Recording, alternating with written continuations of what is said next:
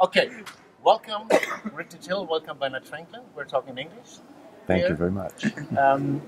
We're here at the Reden Reichlich conference in Bremen, the third one. And I'm here now just to introduce your talk, and maybe that I go out of the talk because I got my workshop in 20 minutes. And we invited you just to come to talk about what you mean by mirroring hands, that people have an idea what that is.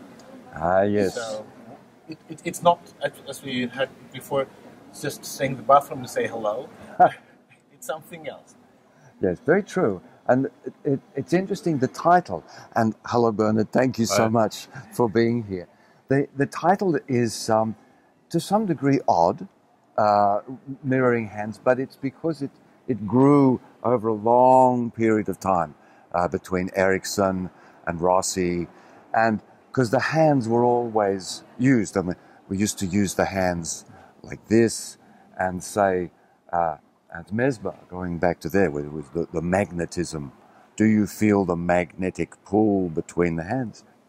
And so I think the idea of the hands and this sense of the mirroring, just the word emerged.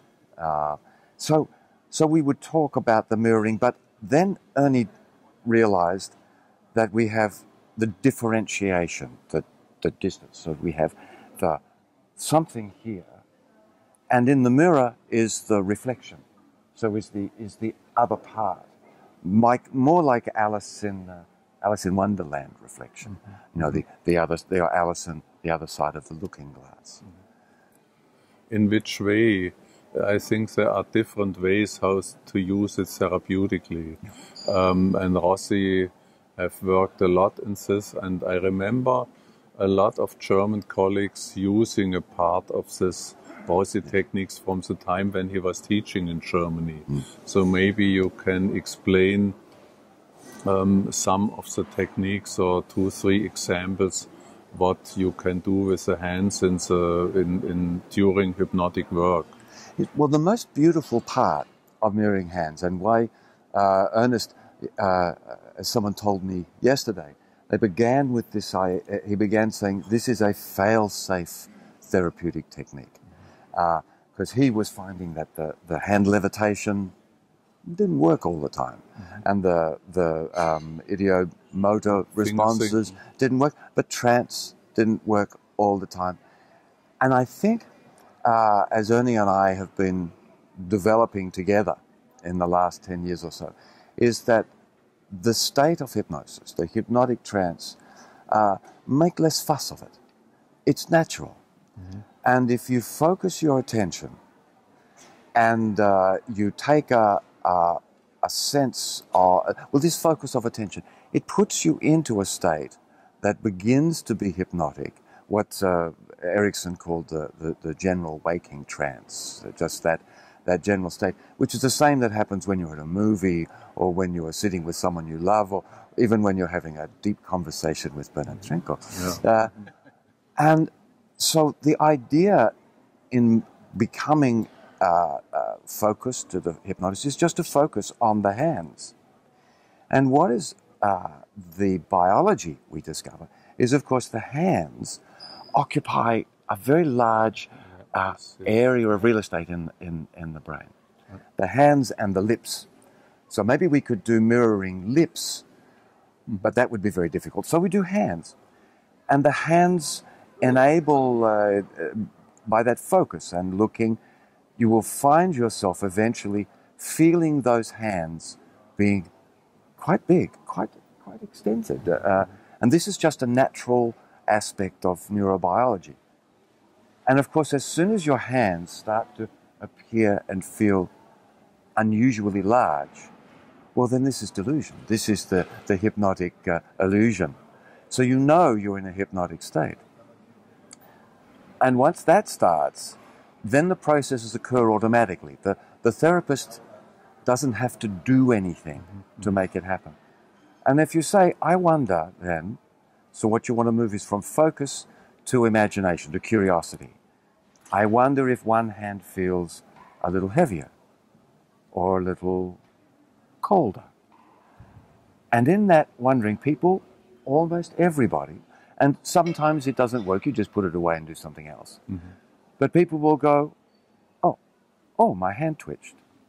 This is an automatic ideodynamic response, which establishes the connection. And you then, once that happens, you're ready to work. No induction. And then you use it like usual with yes and no signal and... Yes and no. Now here we come into I think the later development of mirroring hands and the strong, what we call client responsive. So rather than asking or encouraging or suggesting or indirectly directing the client to do anything, you sit back and you allow the client. Now you've probably been talking to the client for a while. So you sort of say, we've been talking about your trauma. Now a very simple thing you can do is the pain of the trauma. So I wonder which hand wishes to receive that pain, wishes to receive that difficulty. And then, more often than not, one hand will go, oh, that hand, that receives the trauma. So then you allow the client to work in whatever way. Will that hand, as you receive the trauma, move? Will it float down? Will it go? And people will do different things. And then there's a point at which you say, maybe the hand drifts down, that's very common. And then here is the wonder of the treatment. It's to differentiate, because if you've got the pain of the trauma away and sorted. Now in the other hand, so you differentiate. I wonder what is there. Is that your strength? Is that your resilience? Are they the things that enable you to cope with the pain? Which in life, the pain dominates. But you pull them apart, and then they can work. Then it depends on what the client does. You might say, and you just leave it with them. So it's very interesting, especially on this congress, where we have the title "Talking is not enough." And also we heard some new research, even in learning a language, it's better to make movements to what actually I did intuitively when I was learning English or Latin words. I was always walking in the room, and somehow intuitively. Nobody have been teaching it me at this time. So somehow we are sometimes knowing what we have to do to be more effective, and we can of course call it a therapeutic technique. And this is the important thing you bring there. This idea that we are not a linear process of you do this, you get that, you learn this way. It's a complex system.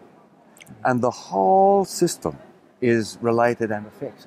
And what is interesting with the movement, because my partner is a movement and body work specialist, and nearly 70% of our biology does nothing but move us. That's all it is, the bones, the sinews, the muscles. So movement and the brain and our vocal cords are muscles. And as an actor, that is exactly how I learnt my script.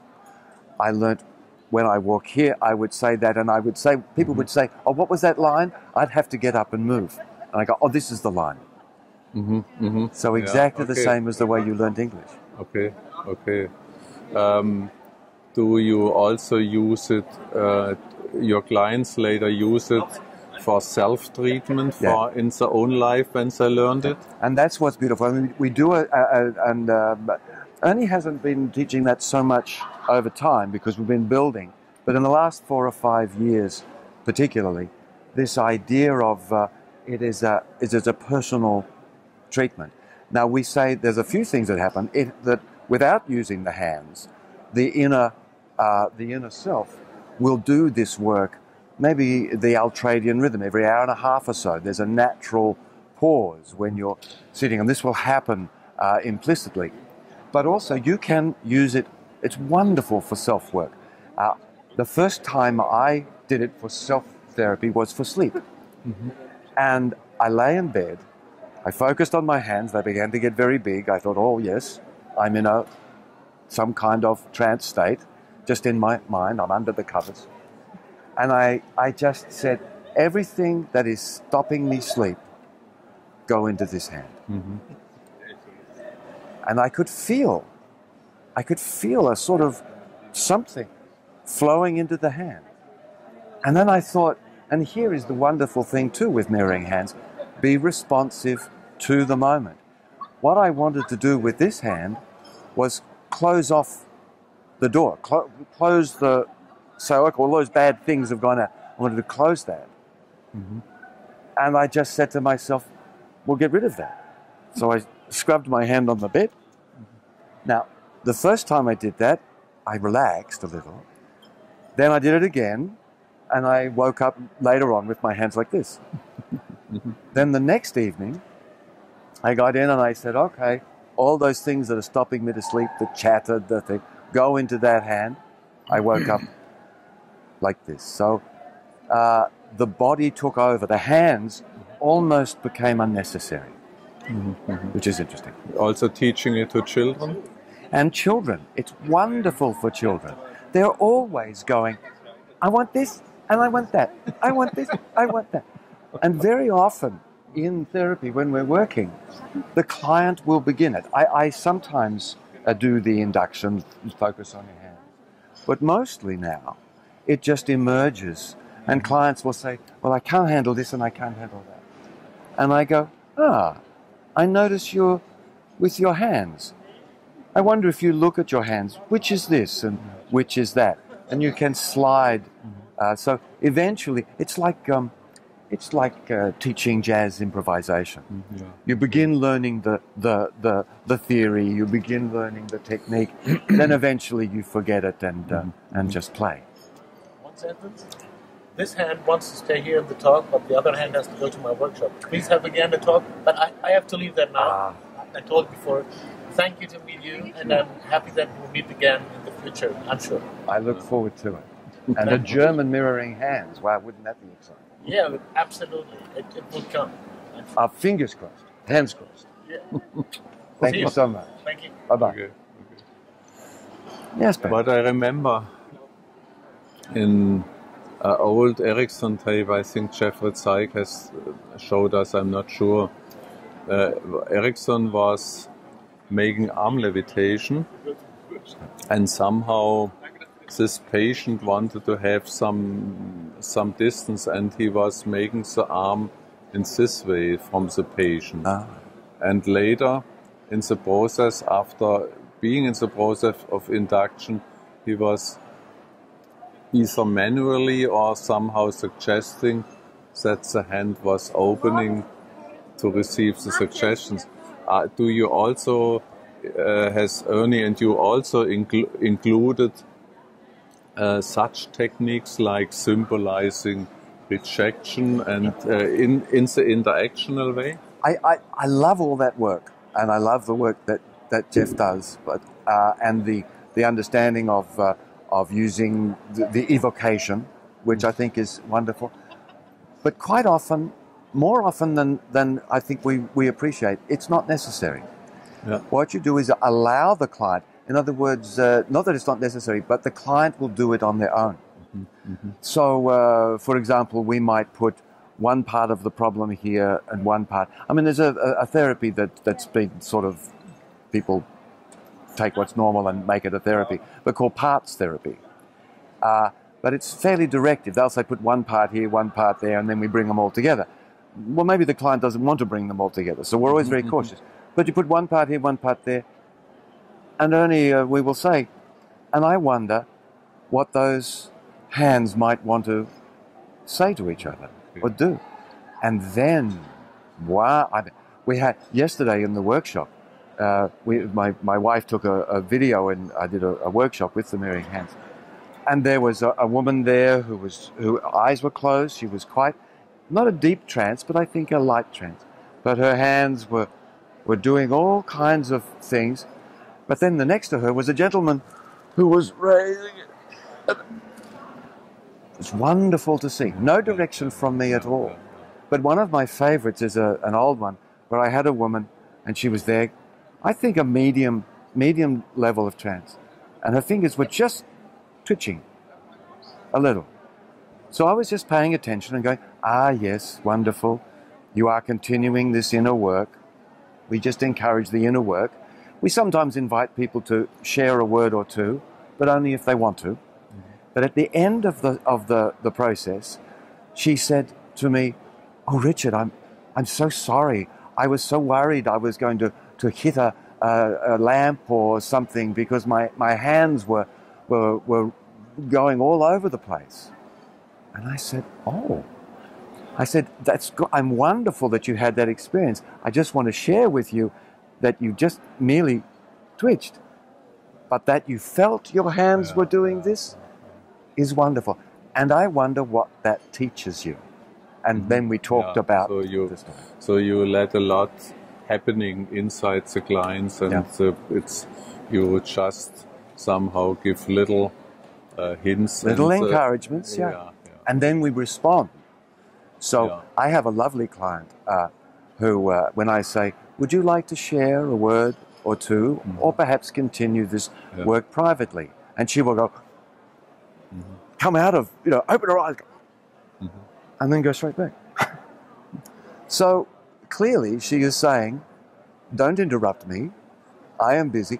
So of course, the thing, and it is very difficult for the therapist to understand that they can not suggest, not put forward. No, it's very hard because what are we getting paid for?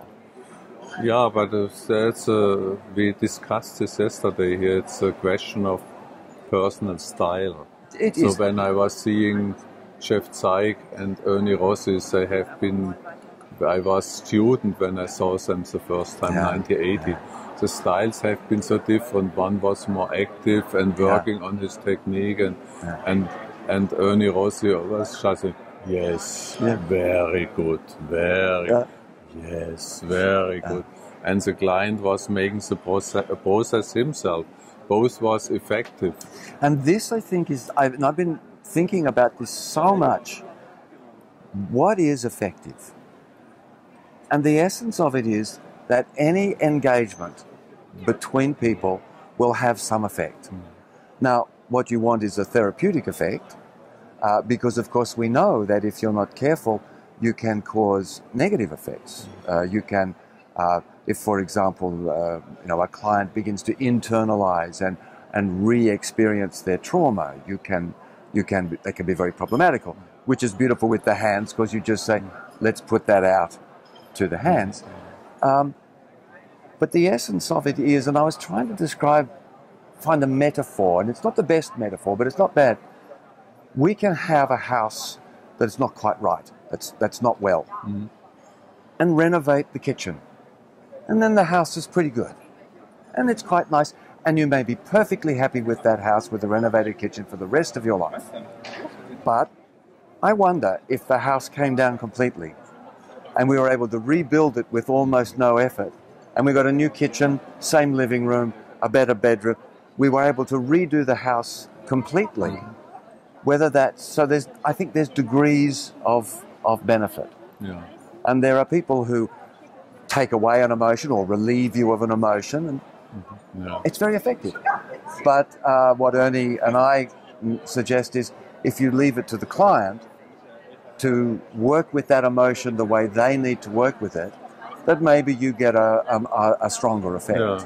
And you somehow do not even need to have a hypnotherapeutic training. Trance is coming naturally in some way in doing this. I think there needs a training, because learning not to interfere is for some difficult. Yeah. And the sensitive observation that actually everyone requires. But it's one of the things that sort of manualized therapy removes from the therapist is the degree of need for their sensitivity.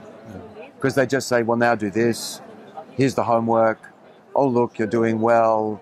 And we can be very caring and very Rogerian, but you don't actually have to be sensitive to the subtleties of, oh, you just moved. That's interesting. And your hand just went down and you're just holding your knee. I need to notice all those things, be aware of it, not comment like I just did, but then find that you have changed your position and there's a difference, and be aware of that, and be sensitive to that. Okay, so I hope we will have your book soon in German. It would And be wonderful. would be also you are a very good teacher. Thank you so much. Yes, I That's think everybody ambitious. was happy. Yeah. And also for Australian, everybody is understanding your English. Yes. What is also with some Australians not the case. Yes, sometimes. But it's interesting. But we're opening now. I'll be teaching in Portugal and in Bulgaria and also in Brazil. So that will be with translators. Yeah. So we usually, but with the way you are speaking English, it's very good to understand. So and I think that will work for most of the people here. Yeah. If you slow down a little bit. I get excited. I get excited because it's so exciting. And I think of funny jokes. Yeah. And then I go, oh no. If you can go to kindergarten English and go. Yeah. But thank you very much. Thanks. Wonderful to talk to you. Hope to see you teaching at my institute in Rottweil. I am there at your request. Okay.